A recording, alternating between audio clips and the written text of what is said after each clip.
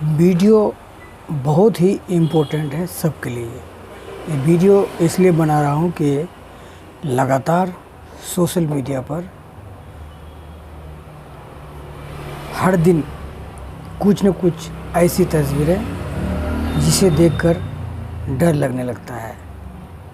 कहीं भी मारपीट, किसी के ऊपर हमला और कहीं भी चाकू, छुरी, बंदूक का इस्तेमाल, गन का इस्तेमाल, चाकू का इस्तेमाल, लाठी का इस्तेमाल, तमाम तरह के हथियारों का इस्तेमाल होता है।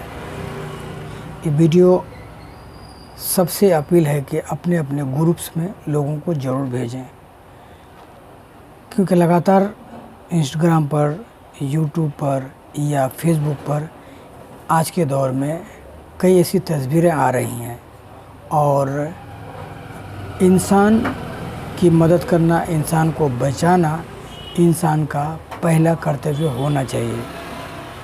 अभी भी ग्रामीण क्षेत्रों में अगर आप देखेंगे, किसी के ऊपर कोई भी व्यक्ति अगर हमला करता है तो बचाने वाले वहाँ आ जाते हैं और मुद्दे को और मामले को समझने की कोशिश करते हैं।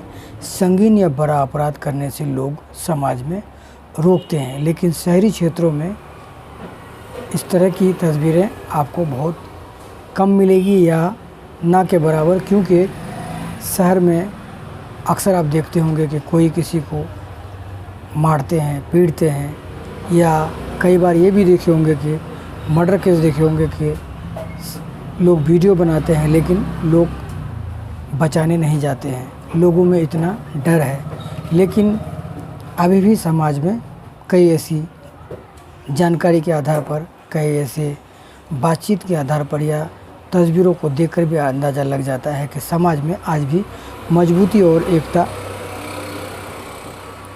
बना हुआ है। आज मैं बात कर रहा हूँ सेल्फ़ डिफेंस के बारे में। सेल्फ़ डिफेंस इसलिए सेल्फ़ डिफेंस के बारे में मैं बात कर रहा हूँ कि आत्मरक्षा ज़रूरी है। सोशल मीडिया पर जब हम तस्वीरें देखते हैं तो सामने वाला शख्स जो है एक इंसान के ऊपर हमला करता है या बच्चे के ऊपर हमला करता है, लेकिन सेल्फ़ डिफेंस की तरफ से यानी कि खुद में आत्मरक्षा की तरफ से कोई भी कोशिश नहीं होती है। कई ऐसी तस्वीरें हैं। ये वीडियो इसलिए बना रहा हूँ कि ताकि बच्चों से लेकर, महिलाओं से लेकर, बूढ़े लोगों से लेकर नौजवानों तक के लिए वीडियो है, इम्पोर्टेंट है, ख़ास है। जब भी कोई व्यक्ति किसी पर हमला करता है तो आप आत्मरक्षा कर सकते हैं और उनके पास अगर किसी तरह का हथियार है तो वो आप छीन सकते हैं। लेकिन मैं सेल्फ़ डिफेंस पर जब हमने जानकारी करने की कोशिश की तो मुझे ये जानकारी मिली कि भारतीय कानून के तहत आत्मरक्षा सेल्फ़ डिफेंस का अधिकार एक मौलिक कानूनी अधिकार है जो हर नागरिक को अपनी और दूसरों की सुरक्षा करने की अनुमति देता है। भारतीय न्याय संहिता BNS से पूर्व में भारतीय दंड संहिता IPC की धारा 96 से 106 के अनुसार आत्मरक्षा में किया गया कोई भी कार्य अपराध नहीं माना जाएगा। यानी कि अगर किसी के साथ कोई अपराध हो रहा है, किसी को कोई मार रहा है, तो आप उसे बचा सकते हैं और किसी की जान जाने से आप रोक सकते हैं। लेकिन कई सालों में मैं देखता हूँ कि लोग मोबाइल से वीडियो बनाते हैं लेकिन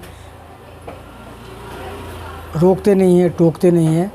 और अगर कोई किसी के ऊपर हमला करता है तो सामने वाला अगर 10 आदमी जाकर रोके तो मुझे लगता है कि अपराधी अपराध करने से सुरक्षित हो जाएगा और सामने वालों की भी जान बच जाएगी।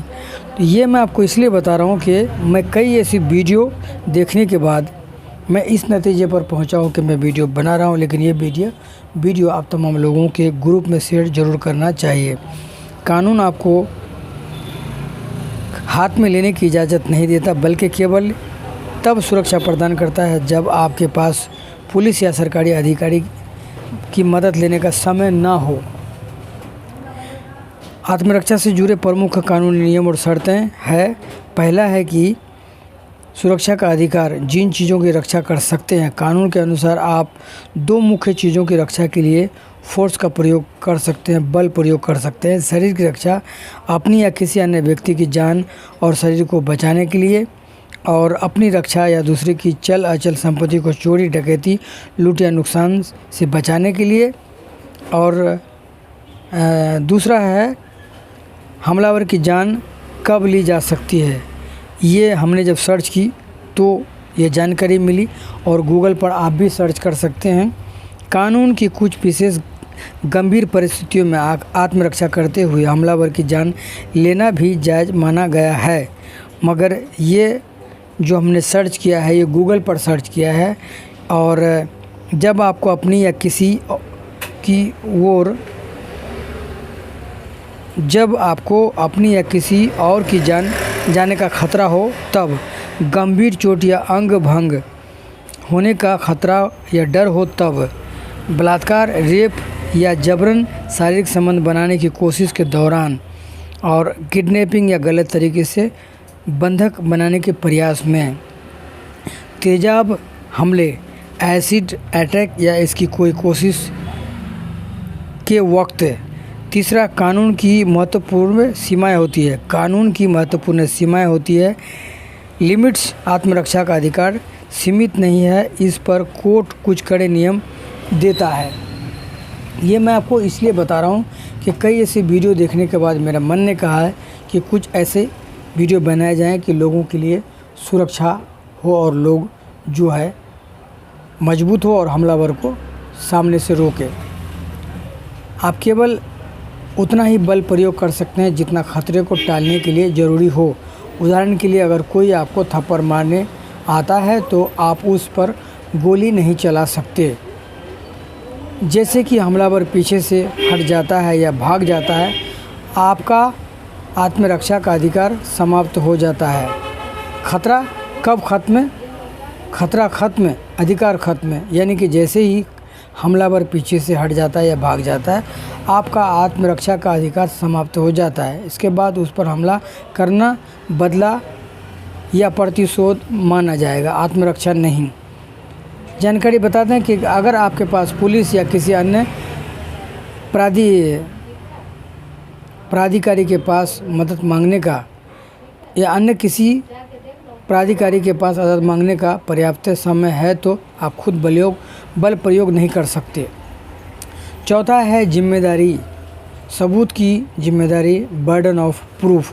अगर आत्मरक्षा के दौरान सामने वाले को गंभीर चोट आती है या उसकी मौत हो जाती है तो अदालत में यह साबित करने की जिम्मेदारी आपकी होती है कि आपने जो किया वह केवल अपनी जान बचाने के लिए किया था।